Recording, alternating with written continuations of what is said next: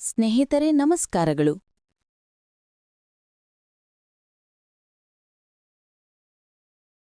ಇವತ್ತು ನಾವು ನಿಮಗೆ ಮನೆಯಲ್ಲೇ ಸಾಂಬಾರ್ ಪೌಡರ್ ಮಾಡೋದು ಹೇಗೆ ಅಂತ ಈ ವಿಡಿಯೋದಲ್ಲಿ ತೋರಿಸ್ತೇವೆ. ಹಾಗೂ ಆ ಸಾಂಬಾರ್ ಪೌಡರನ್ನು ನೀವು ಕಂಟೈನರ್ ಜಾರ್ನಲ್ಲಿ 1 ತಿಂಗಳ ಕಾಲ ಸ್ಟೋರ್ ಮಾಡಿ ಬಳಸಬಹುದು. ಸಾಂಬಾರ್ ಪೌಡರ್ ಮಾಡಕ್ಕೆ ಏನೇನು ಬೇಕಾಗತ್ತೆ ಅಂತ ನಾನು ಈ ವಿಡಿಯೋದಲ್ಲಿ ತೋರಿಸ್ತೀನಿ. ಹಾಗೂ ನಿಮಗೆ ಡೀಟೇಲ್ ಆಗಿ ಎಕ್ಸ್ಪ್ಲೇನ್ ಕೂಡ ಮಾಡುತ್ತೇನೆ.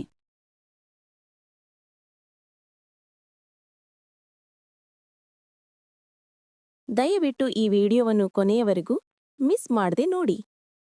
ಬನ್ನಿ ವಿಡಿಯೋ ಶುರು ಮಾಡೋಣ. ಅರ್ಧ ಕಪ್ಪು ಕೊತ್ತಂಬರಿ ಬೀಜಗಳು, 5 ಚಮಚ ಕಡ್ಲೆಬೇಳೆ,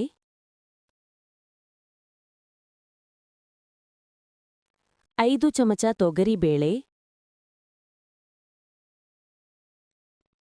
5 ಚಮಚ ಉದ್ದಿನಬೇಳೆ,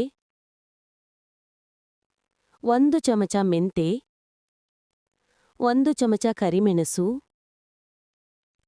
2 ಚಮಚ ಸಾಸಿವೆ, 2 ಚಮಚ ಜೀರಿಗೆ, 1 ಅಥವಾ 2 ಸಣ್ಣ ದಾಲ್ಚಿನ್ನಿ, 5 ಲವಂಗಗಳು,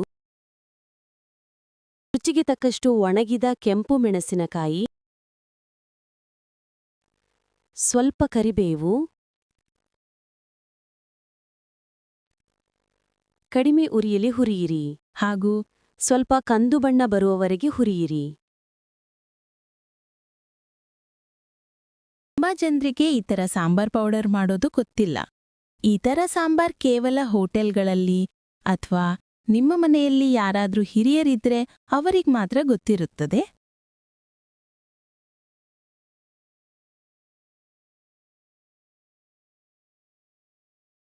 ನಾವು ಹುರಿದಿರುವ ಮಸಾಲೆಯನ್ನು ಮಿಕ್ಸಿ ಜಾರ್ನಲ್ಲಿ ಹಾಕಿ ಚೆನ್ನಾಗಿ ಪೌಡರ್ ಮಾಡಿಕೊಳ್ಳುತ್ತೇವೆ.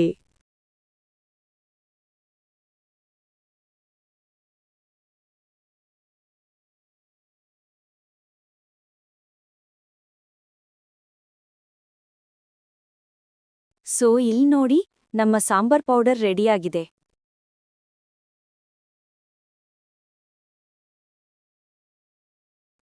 ನೀವು ಈ ಮಸಾಲೆಯನ್ನು 1 ತಿಂಗಳ ಕಾಲ ಸ್ಟೋರ್ ಮಾಡಬಹುದು.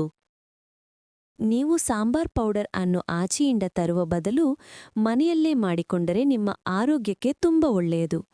ಯಾಕಂದ್ರೆ ಇದರಲ್ಲಿ ನಾವು ಯಾವುದೇ ಥರ ಟೆಸ್ಟಿಂಗ್ ಪೌಡರ್ ಅಥವಾ ಆರ್ಟಿಫಿಷಿಯಲ್ ಕಲರ್ ಆಡ್ ಮಾಡಿರುವುದಿಲ್ಲ.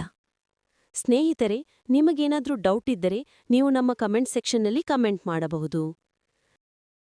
ನಿಮ್ಮ ನೆಚ್ಚಿನ ರೆಸಿಪಿ ಯಾವುದಾದ್ರೂ ಇದ್ರೆ ನೀವು ನಮಗೆ ಕಮೆಂಟ್ ಸೆಕ್ಷನ್ನಲ್ಲಿ ಕಮೆಂಟ್ ಮಾಡಬಹುದು.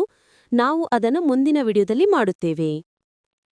ಈ ವಿಡಿಯೋ ನಿಮಗೆ ಇಷ್ಟವಾಗಿದ್ದಲ್ಲಿ ದಯವಿಟ್ಟು ನಮ್ಮ ಚಾನಲ್ಗೆ ಸಬ್ಸ್ಕ್ರೈಬ್ ಮಾಡಿಕೊಳ್ಳಿ ಹಾಗೂ ಈ ವಿಡಿಯೋ ನಿಮ್ಮ ಫ್ಯಾಮಿಲಿ ಹಾಗೂ ಸ್ನೇಹಿತರೊಂದಿಗೆ ಶೇರ್ ಮಾಡಿ.